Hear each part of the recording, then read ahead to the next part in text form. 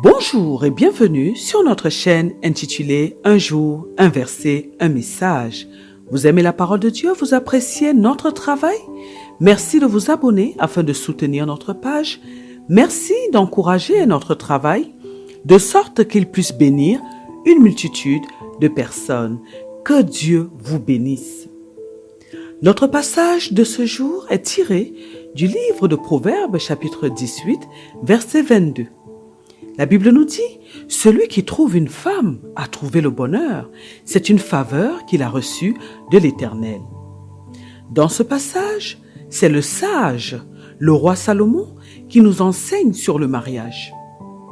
Le roi Salomon, nous le savons, a eu environ 300 épouses et environ 700 concubines. C'est donc un homme qui a connu énormément de femmes. Et on peut dire qu'il connaît la femme et qu'il est bien placé pour en parler. De plus, le roi David, son père, avait également plusieurs épouses, ce qui veut dire que le roi Salomon a eu sous ses yeux plusieurs exemples de mariage, plusieurs exemples de femmes, ce qui lui donne la capacité de parler des femmes. Nous avons donc affaire ici à un homme qui sait de quoi il parle.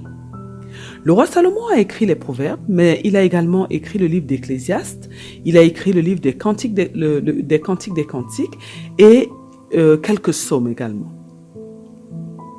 C'était donc un homme qui avait reçu une grande sagesse de la part de Dieu, car Dieu lui avait demandé ce qu'il souhaitait, ce qu'il désirait recevoir de sa part, et le roi Salomon avait demandé la sagesse, l'intelligence pour pouvoir bien diriger le peuple d'Israël. Et l'Éternel lui avait donc donné et la sagesse, l'intelligence, en rajoutant une grande richesse. Le roi Salomon était un homme c'est un homme qui a fait beaucoup d'expériences de la vie. Il nous le dit lui-même dans la parole de Dieu. Il a tout essayé et il s'est rendu compte finalement que tout est vanité, que vanité des vanités, tout est vanité. C'est dans le livre d'Ecclésiaste. Il est important de préciser ces choses concernant le roi Salomon, l'auteur donc du livre des Proverbes, l'auteur du passage qui fait notre étude aujourd'hui, parce que ça nous permet de savoir que nous avons tout de même affaire à un homme qui sait de quoi il parle. Dans notre étude précédente d'hier qui concernait le livre de Genèse chapitre 2 au verset 24, nous avons parlé de la genèse du mariage. Nous avons parlé des intentions de Dieu lorsqu'il a pensé à créer l'homme et la femme, lorsqu'il a pensé à initier le mariage. Et nous avons conclu que le mariage n'est pas simplement une histoire d'amour entre deux personnes, entre l'homme et la femme, mais que le mariage est avant tout une mission qui vise à accomplir les desseins de Dieu sur la terre. Aujourd'hui, à travers ce passage, nous allons parler de la femme qui est la pièce maîtresse du mariage, la femme qui a le bonheur de l'homme dans le mariage. Le passage de Proverbes, chapitre 18, développe plusieurs sujets, dont notamment les relations entre les êtres humains, l'importance de la joie dans la vie d'un enfant de Dieu, l'importance de maîtriser sa parole. Ce passage nous parle de l'orgueil également. Ce passage nous parle du riche et des faiblesses du riche. Ce passage traite de plusieurs sujets. Et le sujet qui est le nôtre, le verset qui nous concerne aujourd'hui, met en lumière la femme, mais pas n'importe laquelle des femmes. Il met en lumière la vraie femme, la femme qui est qualifiée de sage. Parce que comme nous l'avons dit, le mariage concerne deux êtres de sexe opposé, l'homme et la femme. Et la femme joue un rôle essentiel dans le mariage. La femme est un maillon très important dans le plan de Dieu, parce que Dieu lui a donné certaines choses, certaines capacités, certains éléments qu'on ne trouvera pas chez l'homme. Dieu a donné à la femme des capacités qu'elle doit utiliser pour assister l'homme dans sa mission, dans le travail que Dieu lui a confié. Mais est-ce que ce sont toutes les femmes qui sont capables d'assister un homme dans sa mission? Nous dirons non. En effet, la Bible nous parle de deux types de femmes. La Bible nous parle de la femme sage et la Bible nous parle de la femme qui est insensée. Le livre de Proverbes, chapitre 14, au verset 1, nous dit ceci. La femme sage bâtit sa maison, mais la folle la ruine de ses propres mains. Là, nous avons pris la version parole de vie. Nous comprenons donc ici que lorsque le roi Salomon nous dit que l'homme qui a trouvé une femme a trouvé le bonheur, le roi Salomon est en train de nous parler, certainement il nous parle de la femme qui est sage. En effet, seule une femme qui est remplie de la sagesse de Dieu peut être une bonne aide, peut être une bonne assistante. Mais est-ce que les femmes naissent toutes sages? Ou est-ce que les femmes naissent toutes insensées ou folles? Une fois encore, nous dirons non. Pourquoi? Car pour devenir une femme sage, en réalité, c'est un processus. Avant qu'une femme ne naisse, le Seigneur la connaît et il a déjà prévu une destinée pour elle. Dieu a déjà déterminé si cette femme sera une femme qui se mariera, qui va assister un homme, ou si celle-ci sera éventuellement une femme qui sera consacrée à Dieu, ou encore si cette femme mènera un autre type de vie. Mais lorsque nous arrivons tous sur la terre, nous avons en nous, dans notre esprit, dans notre étoile, comme on dit, notre destinée qui est inscrite. Ça a été le cas de Jérémie, à qui Dieu a dit dans le livre de Jérémie, chapitre 1, au verset 5, qu'avant que Jérémie ne soit formé dans le ventre de sa mère, lui, l'Éternel, le connaissait et notre Dieu l'avait établi prophète des nations. Notre Dieu nous connaît tous très bien et il a déjà déterminé notre destinée. C'est très important de souligner ceci parce que plusieurs personnes tâtonnent dans leur vie et se demandent ce pourquoi le Seigneur les a destinés. Or, il faut que ces personnes aillent au pied de leur Créateur afin de lui demander de leur révéler ce pourquoi il les a envoyés sur la terre. C'est très très très important. Et ces personnes doivent aussi prendre l'initiative de poser des actes, de poser des actions, de faire des actions. Parce que c'est en faisant des actions, en essayant des choses, qu'on finit par se rendre compte que nous avons reçu une onction dans ce domaine. Donc oui, nous devons demander à Dieu, mais ensuite, nous devons essayer des choses de sorte que le Seigneur puisse nous confirmer, que nous puissions prendre conscience à travers ceux qui sont autour de nous, que nous avons reçu une onction dans tel domaine ou dans tel domaine. C'est très important de savoir pourquoi est-ce que Dieu nous a envoyés sur la terre, parce que si nous ne savons pas ce pourquoi notre Dieu nous a envoyés, nous allons perdre énormément de temps. Et le temps est trop précieux pour être perdu. Que Dieu nous bénisse. Toutes les femmes naissent donc avec une destinée tracée. Mais elles ne naissent pas toutes folles, loin de là. Tous les enfants sont innocents à la base, mais plusieurs éléments vont venir intervenir dans la vie de la femme. Et ces éléments vont faire de cette femme soit une femme sage, soit une femme insensée. La première chose qui va jouer dans la personnalité d'une jeune femme, d'un enfant, d'une jeune fille, c'est l'héritage qui est contenu dans son sang. Nous recevons effectivement de la part de ceux qui nous ont précédés dans nos familles, de la part de nos aînés, dans la famille de nos grands-parents, de nos aïeux, un héritage qui est dans notre sang et qui peut être un bon héritage comme un mauvais héritage. En effet, nous recevons les gènes de ceux qui nous ont précédés et ces gènes contiennent le caractère de ceux qui nous ont précédés. Ces gènes contiennent les iniquités qui sont des péchés qui ont été pratiqués sur pendant longtemps et qui finissent par s'imprégner en nous, s'imprégner dans notre sang. Et ces gènes contiennent également les traits de caractère physique. C'est-à-dire que les gènes contiennent les traits de caractère physique, les traits de caractère mental. Les gènes contiennent les iniquités, certaines vices, certaines choses que ceux qui nous ont précédés faisaient. Tout cela, il y a beaucoup de choses qui sont contenues dans le sang et qui passent dans le sang pour arriver jusqu'à nous. Et si une jeune fille reçoit dans son sang l'héritage d'une femme insensée ou d'un membre de la famille qui a précédé, mais qui avait été insensé, qui avait eu la folie du monde, alors cette jeune femme ou cette jeune fille va manifester un caractère qui ne va pas la servir, au contraire. Certaines personnes vont alors manifester des mauvais côtés dans leur caractère, des côtés qu'elles ont hérités des membres de leur famille, et cela va nuire à ces femmes, ça va nuire à ces jeunes filles, ça va nuire à ces personnes. Une autre chose que nous devons considérer, c'est l'environnement dans lequel la femme qui est encore petite va évoluer. C'est l'environnement dans lequel la petite fille va évoluer. Les enfants adoptent également le caractère de leurs parents. Ils vont alors copier le caractère de leurs parents sans même s'en rendre compte. Et si la mère ou le père est insensé, si la mère ou le père est à la folie du monde, alors cet enfant va plus tard manifester le même caractère.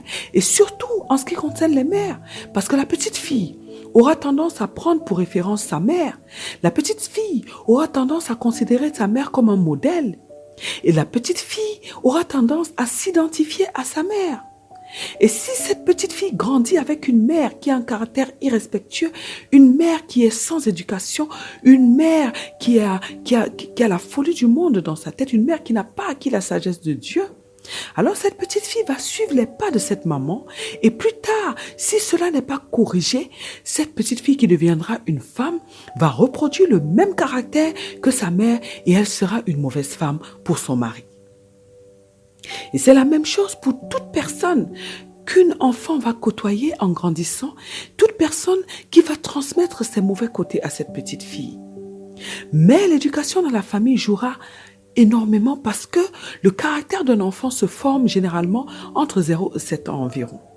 Nos fréquentations vont également jouer un rôle très très important dans la formation de notre caractère, de notre personnalité. Parce que comme nous le dit l'apôtre Paul dans le livre de 1 Corinthiens chapitre 15 au verset 33, les mauvaises compagnies corrompent les mœurs. Oui, le fait de passer beaucoup de temps avec une personne fera en sorte que nous puissions copier beaucoup de choses chez cette personne sans en être conscients. Et une autre chose qui va agir sur le caractère d'une femme, c'est le fait que certaines personnes qui arrivent sur la terre arrivent avec un esprit propre à eux.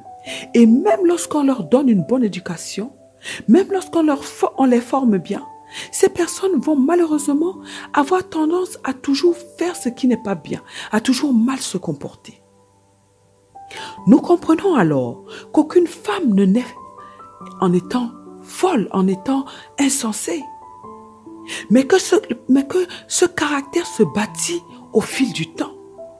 C'est la raison pour laquelle les parents ont une très grande responsabilité et ils doivent vraiment veiller jour après jour sur leurs enfants afin que leurs enfants, lorsqu'ils vont adopter les caractères qu'il ne faut pas, qu'ils puissent les corriger tout de suite et que leurs enfants puissent se débarrasser, abandonner ces mauvaises façons de faire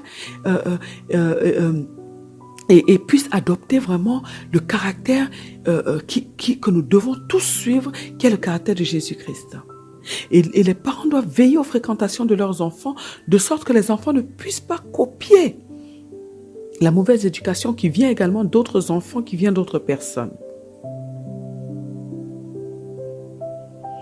Nous sommes, à travers ce texte, en train d'utiliser deux mots importants qui sont le mot caractère et le mot insensé. Dans le mariage, le caractère joue énormément. Le caractère d'un homme, le caractère d'une femme est très important parce que lorsqu'on a un bon caractère, c'est-à-dire que lorsqu'on manifeste le caractère de Jésus-Christ, qui est en fait la manifestation du fruit du Saint-Esprit, qui nous est présenté dans le livre de Galates chapitre 5 à partir du verset 22, et lorsqu'on manifeste donc le fruit du Saint-Esprit, la personne qui le manifeste est une personne qui sera agréable à vivre. C'est une personne qui est mature parce que cette personne a la maîtrise d'elle-même. Cette femme a la douceur qui est l'une des grandes qualités chez les femmes. Cette femme a la bonté, elle est bienveillante. Cette femme est toujours joyeuse, de la joie de l'Éternel. Cette femme est une femme de paix qui a la paix en elle et qui amène la paix de Dieu, la paix surnaturelle partout où elle va. C'est une femme qui est conduite par le Saint-Esprit de Dieu. Et c'est donc une personne qui sera agréable à vivre. Et lorsque le roi Salomon parle de la femme qui est un bonheur pour l'homme, le roi Salomon est en train, dans un premier temps, de parler du bon caractère de cette femme. Nous pouvons prendre l'exemple de cette femme de Proverbes chapitre 31. Le roi Salomon est en train de parler de la femme qui a en elle la sagesse de Dieu. C'est une femme qui réfléchit selon le système de pensée du royaume de Dieu et non selon le système de pensée du monde qui est le système de pensée du diable. Et il y a une énorme différence entre les deux systèmes de pensée. Les deux systèmes de pensée s'opposent d'ailleurs, car le diable qui veut détruire tout ce que Dieu a construit s'oppose à tout ce que Dieu a établi. Et va faire en sorte de pousser les hommes à faire le contraire de ce que Dieu demande. Et là où Dieu demande par exemple à la femme d'être soumise à son mari qui est son chef, le diable va l'inciter à à chercher à se mettre au même niveau que son mari, à chercher à se rebeller contre son mari. Et le diable va l'inciter à vouloir dominer même sur son mari. Et c'est ce que nous sommes en train de voir dans la société d'aujourd'hui, où la femme ne connaît plus sa place, où la femme est en train de prendre la place de l'homme et où l'homme est en train d'adopter la place de la femme. Ce qui est contre nature parce que c'est complètement contraire à ce que Dieu a établi. Et là où Dieu dit à la femme qu'elle doit mettre sa famille en premier, son mari en premier, ses enfants en premier, après cela, après toutes ces priorités, viendra donc son travail. Le diable est en train d'inciter la femme à être une femme ambitieuse, une femme qui va négliger les besoins de son mari, négliger les besoins de ses enfants, parce qu'elle doit bâtir une carrière, parce qu'elle doit courir pour gagner de l'argent. Même s'il faut sacrifier son foyer, l'ennemi va l'inciter à faire cela. Ce qui n'est pas du tout ce que Dieu demande. Alors nous comprenons que le monde encourage les femmes à être libres, à être indépendantes, à être des femmes insoumises à leur mari. Et ce sont les femmes qui suivent ce modèle qui est le modèle du diable en fait, le modèle que le diable injecte dans leurs pensées. Et qui est contraire à Dieu. Et la parole de Dieu qualifie ce genre de femmes qui font ces choses de femmes insensées, des femmes qui sont comme des folles. Parce qu'au lieu d'adopter la sagesse de Dieu, elles adoptent la sagesse du monde qui est contraire à la sagesse de Dieu, la sagesse de Dieu qui est la sagesse suprême. Dieu est l'être le plus sage qui soit et il a tout fait avec sa sagesse. Regardons la beauté du monde, la beauté de la création de Dieu. Ça nous montre à quel point Dieu est sage. Et lorsque nous observons la société d'aujourd'hui, lorsque nous observons les couples dans lesquels les femmes sont insoumises, nous allons nous rendre compte que la relation ne dure pas. Ou même si ces personnes restent ensemble, malgré les troubles au sein de leur foyer, nous allons nous rendre compte que la relation n'est plus du tout basée sur la sincérité. C'est la raison pour laquelle beaucoup de couples chrétiens aujourd'hui vivent dans l'hypocrisie.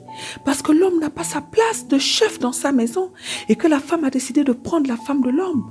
Alors comme Dieu interdit le divorce, sauf en cas d'infidélité, l'homme va rester dans la maison. Mais il n'y a que son corps qui sera là. Son cœur sera ailleurs. Et notre Dieu ne veut pas du tout que ses enfants puissent vivre de cette manière-là.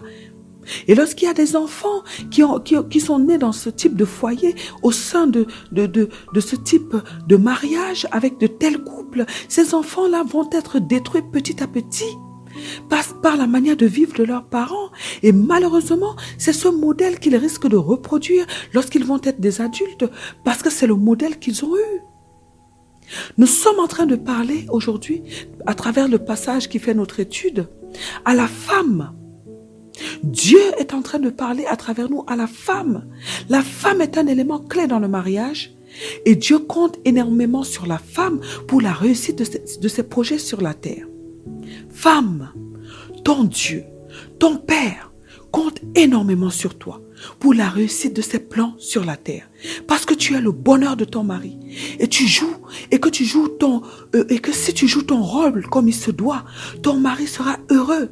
Et même si c'est un homme insensé, il sera obligé de changer. Le Seigneur va l'amener à changer. C'est la raison pour laquelle le Seigneur te demande à toi, femme, dans le livre de 1 Pierre, chapitre 3, verset 1, te dit d'être soumise à ton mari, afin que si ton mari n'obéit pas à la parole de Dieu, qu'il soit gagné sans parole par ta conduite de femme exemplaire, de femme de valeur, de femme de qualité. Alors comprends cela, femme, et décide d'obéir à la volonté de Dieu et tu ne seras que bénie. Nous avons vu qu'aucune femme ne naît en étant insensée. Et nous avons vu les éléments qui peuvent rendre une femme insensée, qui peuvent faire en sorte qu'elle puisse devenir insensée. Mais ce qui est merveilleux, c'est le fait que lorsque nous donnons notre vie au Seigneur Jésus-Christ, notre Seigneur peut faire de nous des femmes sages. Si nous décidons de le faire, de le laisser nous transformer, de le laisser nous métamorphoser. Alors, mes bien-aimées sœurs dans le Seigneur Jésus-Christ, si nous prenons conscience à travers le passage d'aujourd'hui que nous sommes trop attachés aux principes du monde, si nous nous rendons compte que nous ne vivons pas selon la parole de Dieu, selon les principes de la parole de Dieu, si nous nous rendons compte que nous n'appliquons pas la sagesse de Dieu dans nos vies, dans nos foyers, il n'est pas trop tard. Il n'est pas trop tard. Il n'est pas trop tard. Dieu veut que nous puissions lui demander de l'aide afin qu'il nous amène à changer. Dieu est le seul qui peut changer un être humain. Dieu a la capacité de faire toutes choses. Et Dieu ne demande qu'à nous aider il ne demande qu'à faire de nous des femmes de qualité, des femmes remplies de sa sagesse. Alors demandons-lui de nous aider à aimer sa parole. Demandons à Dieu, à travers ce message, à travers ce passage, demandons à Dieu qu'avec l'aide du Saint-Esprit, qu'il entre dans nos cœurs. Ouvrons-lui nos cœurs. Mes bien-aimés sœurs dans le Seigneur Jésus-Christ, ouvrons nos cœurs à notre Seigneur Jésus-Christ en ce moment. Invitons-le. Invitons-le à entrer dans nos cœurs. Invitons-le à entrer dans nos vies. Invitons-le à prendre toute la place. Invitons-le à nous ramener sur la bonne voie.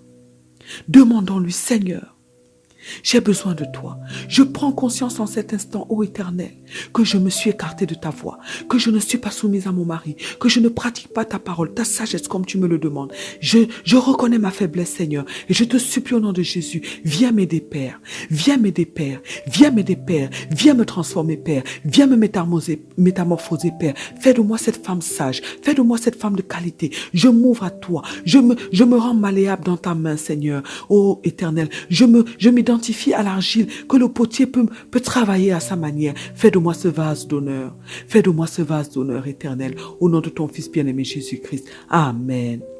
Notre Seigneur veut faire de vous, mes bien-aimées sœurs, veut faire de nous des femmes exemplaires. Il n'attend que d'entendre notre voix l'implorer, d'entendre notre voix l'appeler au secours. Le roi Salomon nous dit que la vraie femme, la femme sage, est le bonheur de son mari. Mais alors, qu'est-ce que c'est que le bonheur selon Dieu? Le bonheur selon le monde, par exemple, c'est le fait de posséder beaucoup de biens matériels, c'est le fait d'être riche, c'est le fait d'être connu. Le bonheur selon le monde tourne autour des choses qui sont extérieures à l'homme. Tandis que dans le royaume de notre Dieu, dans notre royaume, dans le royaume des cieux, tout part de l'intérieur pour se manifester à l'extérieur. Ça veut dire qu'une personne heureuse est une personne qui a la paix, qui a reçu la paix surnaturelle de Dieu. Cette paix qui ne dépend pas des circonstances de la vie, mais qui vient directement de Dieu lui-même. Cette paix dont notre Seigneur Jésus-Christ nous a parlé lorsqu'il nous a dit « Je vous donne ma paix, je vous laisse la paix, je vous donne ma paix, je ne vous la donne pas comme le monde la donne ». Le bonheur est le fait d'être en harmonie avec notre Dieu.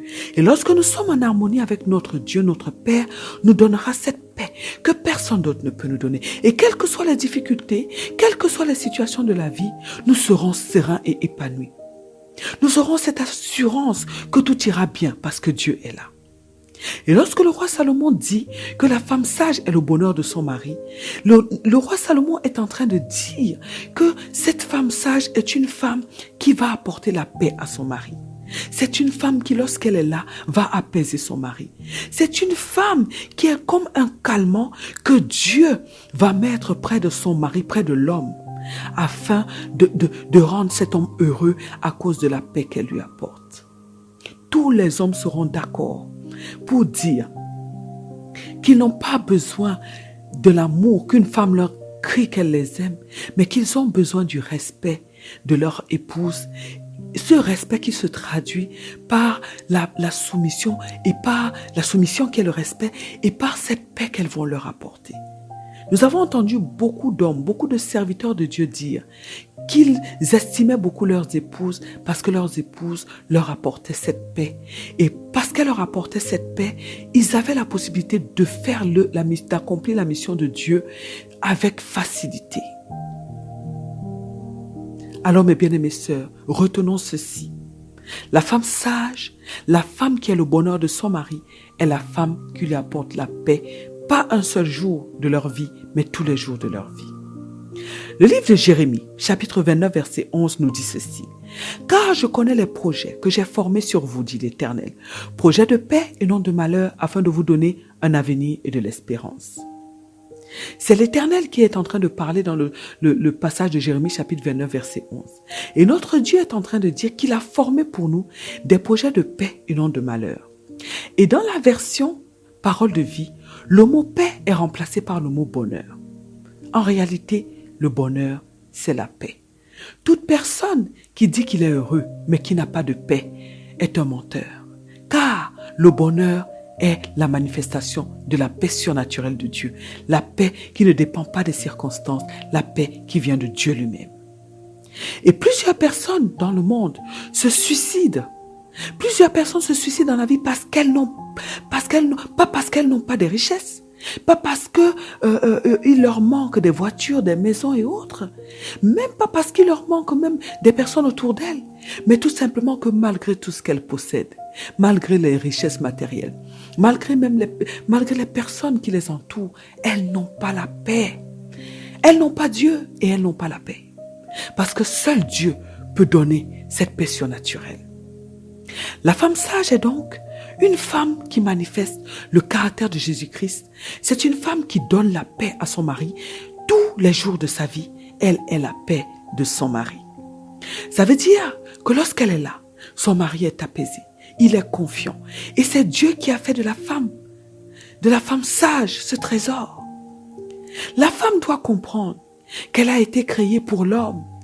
Parce que c'est lorsque l'homme a manifesté le besoin d'avoir une femme à ses côtés que Dieu a manifesté la femme.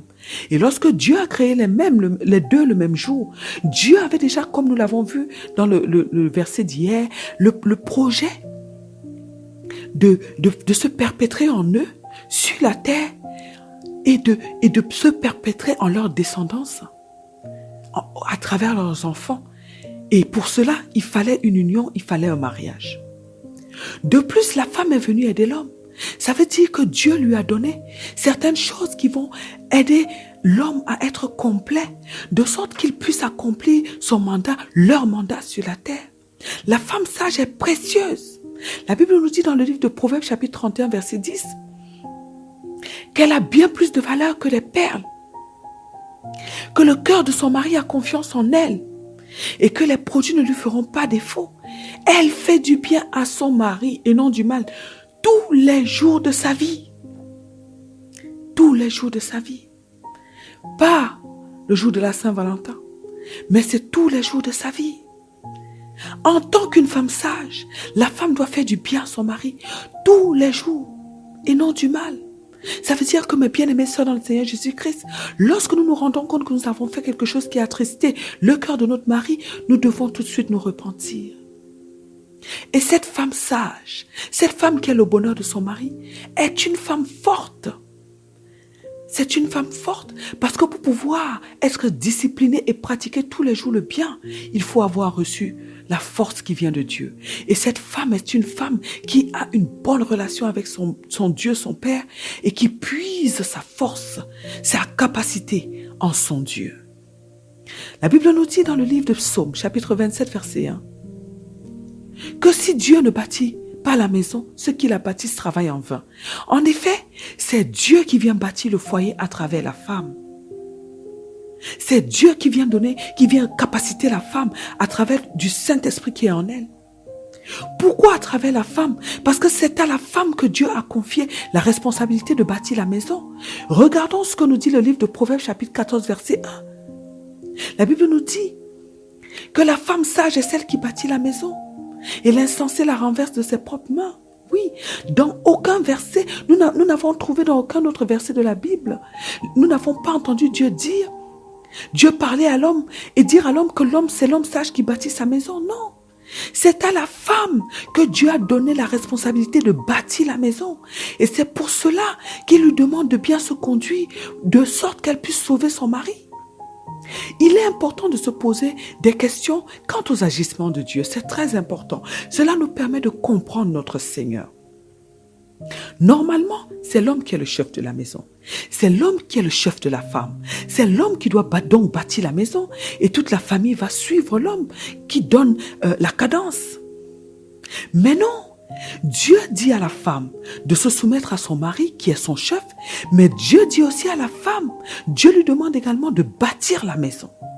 Cela veut dire que Dieu a mis en la femme une force que l'homme n'a pas. L'homme a le leadership. L'homme a reçu la capacité de diriger, la capacité de donner des ordres, la capacité de donner des instructions. Mais en réalité, c'est la femme, l'aide de l'homme, l'assistante de l'homme qui tient les rênes. Et Dieu a donné quelque chose à la femme, un grand trésor qu'on appelle l'influence. La femme a reçu la capacité d'influencer son homme. C'est la raison pour laquelle, quand il s'agit d'une femme sage, elle va toujours influencer son homme positivement et elle va élever son homme. Elle va amener cet homme à devenir un grand homme. Elle va amener cet homme à devenir un vrai homme selon Dieu. Parce que cette femme a la sagesse de Dieu en elle. Mais lorsque c'est une femme insensée, cette femme va détruire son mari. Cette femme va amener son homme à tomber plus bas que terre. Et beaucoup d'hommes ont été détruits par leur femme. Beaucoup d'hommes sont détruits par leur femme. Beaucoup d'hommes qui ont fait le mauvais choix, qui n'ont pas consulté Dieu, ont été détruits par leurs femmes. Parce qu'ils ont pris des femmes qui étaient des femmes insensées. Et malheureusement, même certains serviteurs de Dieu ont pris des femmes qui étaient des femmes insensées, ont même pris des femmes qui étaient des sorcières. En effet, c'est la femme qui a reçu la capacité d'organiser le foyer. La femme est le premier ministre du gouvernement de son mari. L'homme est le président, mais c'est la femme qui dirige le foyer en prenant les directives chez son mari. C'est la raison pour laquelle les femmes mariées seront d'accord avec moi sur le fait qu'un homme s'appuie énormément sur son épouse. Mais il est important que la femme soit soumise, parce que seule la femme soumise pourra prendre les directives chez son mari. La femme insoumise aura tendance à vouloir prendre ses propres directives, ce qui risque de les mener à la chute parce que Dieu a donné la capacité à l'homme d'être un bon leader. Et en tant que leader, l'homme a la sagesse la capacité de prendre des bonnes décisions. Parce que l'homme n'est pas conduit par ses émotions ni par ses sentiments, mais l'homme est conduit par la raison. Et lorsqu'un homme donc a la grâce de recevoir de Dieu une femme sage, une femme capable, c'est alors un homme qui est comblé. Parce que cette femme peut le décharger d'un énorme poids. Elle peut énormément décharger son mari. Ce que les femmes doivent comprendre, c'est que les hommes ont beaucoup de pression à cause de leurs responsabilités dans la vie. Les hommes sont conscients d'être la tête et ils sont conscients de leurs grandes responsabilités. Et lorsqu'un homme qui connaît son devoir n'arrive pas à accomplir son devoir, cet homme n'est pas tranquille. Cet homme n'est pas bien en lui-même. Et la femme est la seule personne qui peut décharger son mari. En fait, à travers la femme, Dieu décharge l'homme. Et la femme a deux moyens de décharger son mari. Le premier moyen, c'est à travers les rapports sexuels et il y a le second moyen qui est à travers l'écoute et les conseils. La femme sage sait prendre soin de son mari dans l'intimité parce qu'elle sait qu'il en a besoin et elle sait comment lui parler pour l'apaiser. Certaines femmes estiment que leur poids est trop lourd, mais elles voient les choses ainsi parce qu'elles ne se ressourcent pas auprès de leur Dieu. Dieu a conçu les choses de cette manière et nous devons l'accepter ainsi. Parce qu'une femme qui joue bien son rôle est une femme bénie de Dieu. Une femme qui se soumet à son mari et qui prend soin des moindres désirs de son mari sans murmurer est une femme qui est bénie, qui est comblée par Dieu. Et cette femme aura la protection de Dieu. Cette femme aura, lorsqu'elle aura besoin de quoi que ce soit, son Dieu, son Père, répondra rapidement à ses demandes. Nous avons donc compris que c'est Dieu qui donne une bonne femme à un homme. C'est Dieu qui lui donne une femme sage, une femme de valeur. Mais c'est un cadeau que Dieu fait à l'homme, à un homme qui l'a mérité. Nous aurons l'occasion de revenir là-dessus. Aujourd'hui, nous sommes concentrés sur la femme sage ainsi que sur le rôle de la femme sage. Une femme sage est une femme qui a, dans un premier temps, décidé. Elle a décidé, je dis bien décidé, d'être une femme de valeur. C'est une femme qui a donc décidé de travailler sur elle-même tous les jours de sa vie avec l'aide de Dieu, avec l'aide de la parole de Dieu, afin de devenir la femme sage que Dieu attend d'elle qu'elle devienne. C'est une femme qui connaît son rôle. C'est une femme qui a accepté de jouer son rôle de tout son cœur pour honorer son Dieu. Car on peut aimer de tout, on peut aimer un homme. On peut aimer même tout d'un homme. Mais ce qui va nous faire rester dans le mariage, ce qui va nous faire rester avec cet homme, quelles que soient les difficultés, quel que soit le caractère de cet homme, quelles que soient les situations, ce n'est pas l'argent. Ce n'est pas la beauté de cet homme. Ce n'est pas tout ce qu'il va donner à la femme, mais c'est l'amour que la femme aura pour son Dieu. Parce qu'une femme qui aime Dieu ne voudra jamais décevoir l'Éternel. Oui, il arrive des moments dans le foyer où notre conjoint peut nous insupporter. Mais à cause de la décision que nous avons prise de l'aimer, à cause de l'engagement que nous avons pris auprès de notre Dieu, d'honorer Dieu, d'aimer notre mari, nous allons en tant que des femmes supporter et nous allons faire notre devoir jusqu'au bout. Le mariage n'est pas une mission facile à cause des ennemis du mariage, à cause du diable qui rôde, à cause des difficultés, de toutes sortes de difficultés qui peuvent frapper le couple, à cause des proches qui parfois peuvent s'immiscer dans le couple, à cause de bien des choses qui peuvent venir détruire le couple. Mais le mariage est une très belle institution. Et si les conjoints connaissent leur rôle et qu'ils décident de le jouer jusqu'au bout, ils seront heureux, ils auront un beau mariage. Mais ce que la femme doit retenir pour terminer notre développement d'aujourd'hui, c'est que le mariage se prépare. Tout se prépare dans la vie, mais plus particulièrement le mariage doit se préparer parce que celui qui rate son mariage a raté une partie de sa vie. Le mariage se prépare dans la prière, en priant pour son futur conjoint, en priant pour sa mission, en priant pour la réussite de son foyer. Le mariage se prépare au niveau de son caractère, car en travaillant son caractère de sorte qu'il puisse devenir le caractère de Jésus-Christ. Car le caractère joue un grand rôle au sein du mariage. Le mariage se prépare au niveau des finances, car l'argent est la cause de beaucoup de divorces. Le mariage se prépare au niveau de l'intimité avec son conjoint, car beaucoup de couples se séparent à cause de ce domaine. Le mariage se prépare au niveau spirituel, car la femme doit avoir une bonne relation avec son Dieu, qui sera son guide, qui sera son soutien, son allié pour bâtir son foyer, parce que la femme qui n'a pas Dieu ne pourra pas tenir face à tout le poids des responsabilités qu'elle doit assumer au sein de son foyer. En réalité, tous les aspects du mariage doivent être prises en compte et les conjoints doivent se préparer par rapport à tous ces aspects-là. Et plus tôt on se prépare pour son mariage, mieux on est capable de le réussir. Que Dieu nous bénisse. Dans le passage d'aujourd'hui, nous avons vu l'importance d'avoir une femme sage. Nous avons vu l'importance du caractère. Nous avons vu que c'est la femme qui a reçu la responsabilité de bâtir la maison sous la supervision de son mari. Nous avons vu que Dieu compte sur la femme sage pour l'accomplissement de ses desseins. Alors mes bien-aimées sœurs, dans le Seigneur Jésus-Christ, notre Dieu vient de nous parler. Décidons aujourd'hui de faire sa volonté. Décidons de changer si nous sommes des femmes insensées. Car la femme insensée est une calamité qui détruit elle-même sa maison et sa vie. La Bible parle d'elle en disant qu'elle est querelleuse, en disant qu'elle est invivable, qu'elle aime le monde et qu'elle vit selon le système de pensée du diable. Honorons notre Dieu qui compte sur nous pour réaliser ses projets sur la terre et Dieu nous honorera en retour. Amen. Que Dieu nous bénisse. Prions aujourd'hui afin que Dieu nous donne la capacité de prendre conscience de notre rôle en tant que des épouses, qui nous donne la capacité de nous préparer pour notre futur mariage. Prions afin que Dieu nous accorde la grâce de manifester le caractère de Jésus-Christ, qui nous rende capables de bâtir notre maison avec sa sagesse et son intelligence. Femmes, prions afin que Dieu fasse de nous le bonheur pour notre mari, pour l'homme que Dieu lui-même a choisi pour nous. Dieu lui-même a choisi l'homme avec qui nous allons cheminer pour toute notre vie, l'homme avec qui nous allons accomplir les desseins de Dieu sur la terre, au nom puissant de notre Seigneur Jésus-Christ. Amen. Que Dieu bénisse votre journée, qu'il vous bénisse éternellement et à très bientôt sur notre chaîne. Un jour, un verset, un message.